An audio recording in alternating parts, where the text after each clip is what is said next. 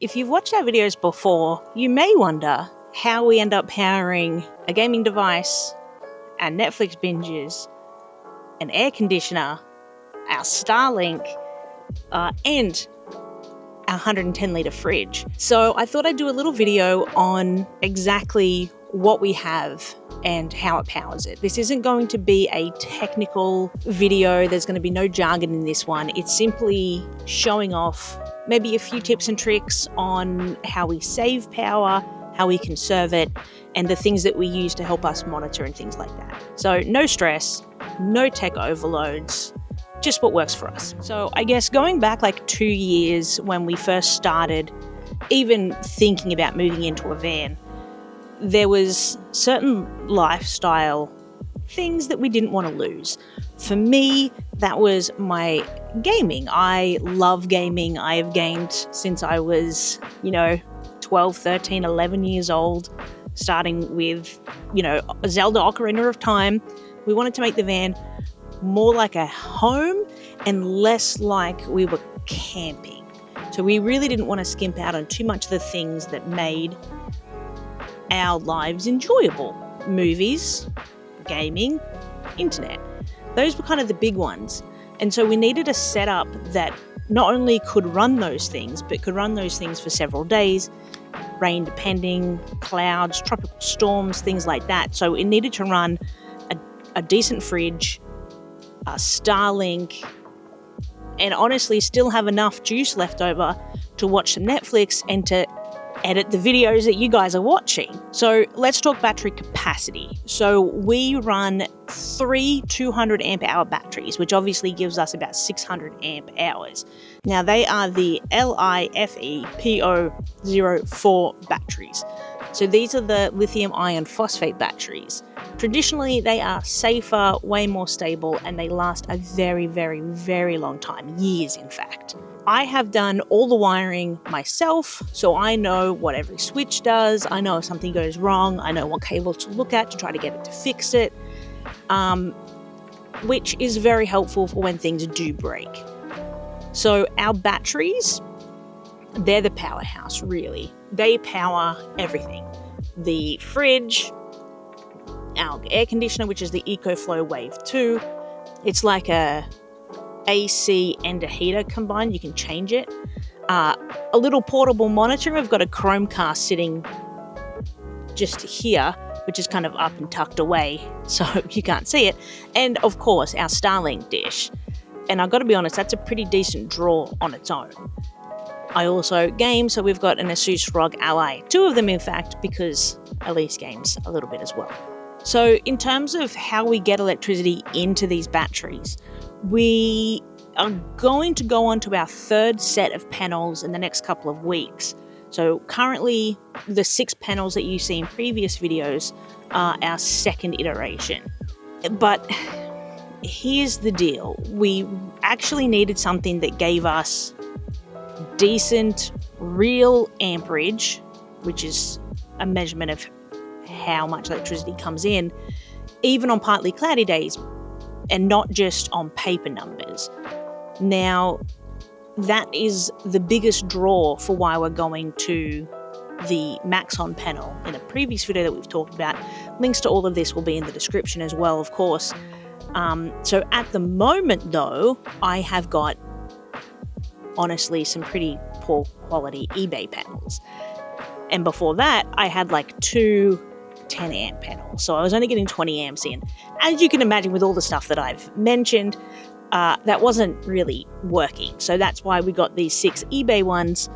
And on a really good day, I'm getting about 37, 45 amps in, which is great. It serves the purpose. But with the solar panel that we're looking at getting, we should be getting about 43, 45 amps in from just the one panel. Mind you, it is going to take up most of the roof, but it should leave us a little bit kind of like up here for a roof rack tray, and then we can have some extra storage for things that we don't use all the time. So I'm looking forward to that, to be honest with you. Connected to these solar panels, I've got the cables coming through the roof, through a hole obviously that I've Sikaflexed, better job Sikaflexing than I did with the vent hole. And they are connected to a series of bus bars just to help with heat, cooling, wires and the stuff. And then eventually all of that gets connected up to a Victron MPPT, a 100 volt to 50 amps model, which I'm very, very impressed with. I would definitely buy that again. I think it's the highest that you can get that's reasonable value. Any higher than that, like you can get, I think it's like a 1,000 volts or something like that to 100 amps in, but the cabling for that is going to be ridiculous, and it was like $2,000 Australian, so I'm not doing that. The aim with the solar panels is to roughly bring in about 300 amps a day with about 3 hours of peak sun and then 3 hours either side, so 6 hours at about 50% capacity, which should be doable in Australia. In winter is going to be the concern for us. We don't have a lot of snowfall, but we do have quite short days. So we like to play for cloudy weather, winter, less sun, and I like to really monitor the usage, power draws of everything. To do that, I use a Victron Smart Shunt. Now that is the 500 amp M10 screw Smart Shunt. That's been fantastic. So I also wanted to take a moment to show you what the Victron controller app does. So this is the MPPT. I'm undercover, so I'm not getting anything through my solar batteries. So that's not doing anything exciting. This one here is the Smart Shunt. So what we can see in here is my battery capacity represented as a percentage, the voltage of my batteries, which for me empty is going to be around that 12.3 volts, my current draw in amps, my current draw in watts, how many amps I've consumed out of my 600, and roughly it's estimating how long I will last. All of this is custom configured into here. So as you can see here, I've made my battery capacity 560. Even though my battery capacity is 600, you don't want to drain your batteries completely. So my low capacity alarm will go off at about 540, between 540 and 560. My fully charged voltage is 14.2, which is pretty average. And all the rest is pretty the same. But this app I absolutely love. I use it every day and multiple times a day. Could not recommend a Victron Smart Shunt enough. So generally speaking, we don't like the batteries to drop too low while we're camping. We do usually drain them to about 12 volts, a little bit higher, but thereabouts. About once every 3 months, and then we top them up with a AC to DC charger, which is the kick-ass little thing there. Basically, it means you can plug it into a normal wall plug, and then it will take that extra power, 110 in the US, or 100, whatever it is. In Australia, it's 240 volts, and then translates that back down to 12 volts, and spits out, for me, 22 amps. Whenever I'm at my brother's house, which we are now, we're cabled in, which means that our batteries are being topped up by his house AC power instead of the solar panels. So draining the lithium-ion batteries every 3 months or so just gives them a bit of a refresher, because they can get a bit lazy. So if you keep them at, say, 80% forever, and they don't really drain and they don't really go up and things like that, they can get a bit weird sometimes. So I find that tends to be better for their lifespan. I find my batteries are operating better after I do that. But I also do keep an eye on what's actually plugged in and what the power draw is.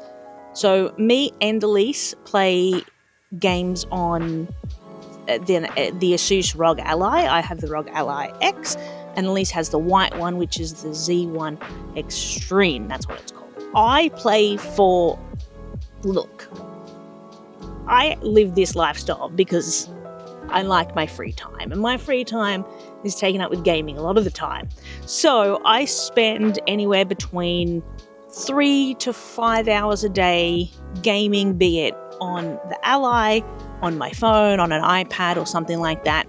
And so I do monitor the usage to make sure that I'm not draining more quickly than I expect.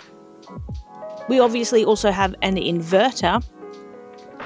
The inverter we have is a King's 1500 watt inverter. We really only use it to run the rice cooker that you saw. We have a small 700 watt toaster that we run off it. I have an electric toothbrush because once you've used an electric toothbrush, let's admit that, you can't go back to a normal one. At least in my opinion, I don't think you can. So I need to power an electric toothbrush. And it's handy. There's a few things that, just aren't USB-C powered just yet. So we have the inverter for those things. One thing that I have noticed that has had a big impact in helping me save electricity out of these batteries is I've relatively recently installed an inverter switch in which during the positive line, so the red line, there's a toggle switch for off and on, and that start and stops the electricity from going in. So the inverter itself is always on its switch, and then I basically just turn off the entire inverter via this toggle switch. And being able to turn it on and off conveniently while also hiding the actual inverter, because those things are huge, honestly saves me quite a bit of battery during the times I don't use it. And now that we've put our Starlink on our 12 volt system, so we ended up buying a step up converter, so from 12 volt to the 56 volt that the Starlink performance dish needs, I find that we don't use the inverter half as much as we used to. So turning off little things like that honestly does save more power than you think. So one of the biggest lessons that I think I have learned from setting up my own electrical system in the van is being comfortable around your power isn't necessarily chasing the fanciest, most expensive gear. It's about matching what you need with the gear that you can afford. And that's all about knowing what you need. So our setup works because the whole system, from the wiring to the solar panels to the little bus bars to everything that we use, is catered for our specific situation. And I think that we enjoy living in a van so much more because I have accounted for, 5 hours playing video games or, watching 2 movies late at night and things like that. Obviously, I work and edit on my computer as well. And so I think that having that tailored for our custom situation brings us so much more happiness in the van rather than having something that was built for us. Not that there's anything wrong with that, because I think, at least I feel like, our needs in the van are pretty unique to us. I mean, the aircon, it's Brisbane, Australia, we need a lot of aircon. I think the hottest day that we've had it was 47 degrees Celsius inside the van one night, and we ended up sleeping with the door open at a shopping centre car park. I'm going to be honest with you, we had the door open at that temperature, and it would have been scary if I could actually get to sleep in that kind of temperature. Anyway, so needless to say, we bought the aircon soon after that. So, as I said, everything in this van is catered for our lifestyle, our setup. And I think that that's one of the things that makes it, as I've been saying, that makes it so easy for us to love this lifestyle. So thank you for watching. If you guys have any questions on something that I've done or how I've wired things, I'm not an expert. I'm a backyard electrician for this stuff, but I have recently redone my wiring, so everything's a lot safer now. So don't be too hard on me.